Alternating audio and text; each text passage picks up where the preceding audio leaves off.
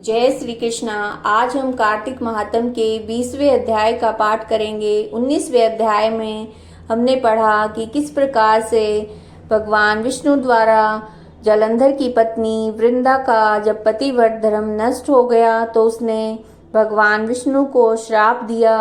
और अब 20वें अध्याय में जलंधर की किस प्रकार से वो भगवान शंकर के द्वारा मारा गया वो हम इस अध्याय में पढ़ेंगे। तो आइए 20वां अध्याय पढ़ते हैं। राजा पृथु ने कहा, हे देव ऋषि, इसके पश्चात युद्ध में क्या हुआ और वह दैत्य कैसे मारा गया? कृपया करके मुझे उस अद्भुत कथा को सुनाइए। देवऋषि नारद जी बोले, अब गिरिजा वहां से अदृश्य हो गई थी, गंधर्वी माया भी विलीन हो गई।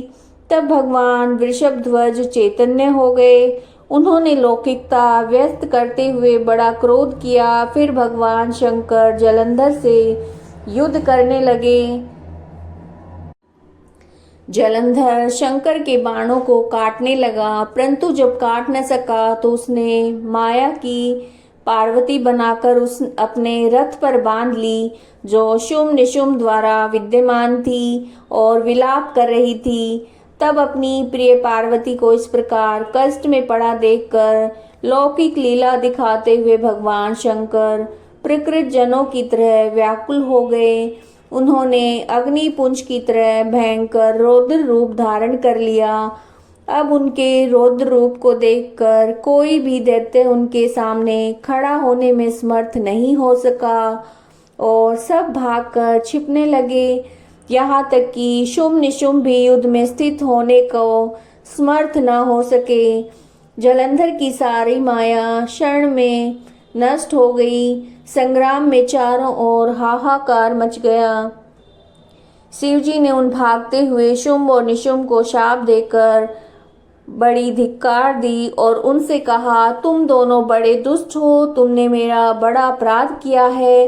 तुम पार्वती को मारते थे, अब युद्ध से भागते हो। भागते को मारना पाप है। इससे अब मैं तुम्हें नहीं मारूंगा, परंतु गौरी तुम्हें अवश्य मारेगी। शिवजी के ऐसा कहने पर समुद्र पुत्र जलंधर क्रोध में अग्नि के समान प्रज्वलित हो उठा। उसने शिवजी पर घोर बाण वर्षा करके पृथ्वी पर अंधकार कर दिया।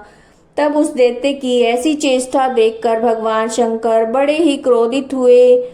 उन्होंने अपने चरण गुप्त से बनाए हुए सुदर्शन चक्र को चलाकर उसका सिर काट लिया। एक प्रचंड शब्द के साथ उसका सिर पृथ्वी पर गिर पड़ा और महान हाहाकार होने लगा। अंजन पर्वत के समान उस शरीर के 2 खंड हो गए। उसके रुधिर से संग्राम भूमि पर व्याप्त हो गई। सारी पृथ्वी विहल हो गई। शिव आज्ञा से उसका रक्त और मांस महागौरों में जाकर रक्त का कुंड हो गया। उसके शरीर का तेज निकलकर शंकर जी के शरीर में प्रवेश कर गया। जैसे ही वृंदा का तेज गौरी के शरीर में प्रविष्ट हुआ था, जलंधर को मरा देखकर देवता गंधर्व और सर्व प्रसन्न हो गए। यह कार्तिक महात्म का 20वां अध्याय था।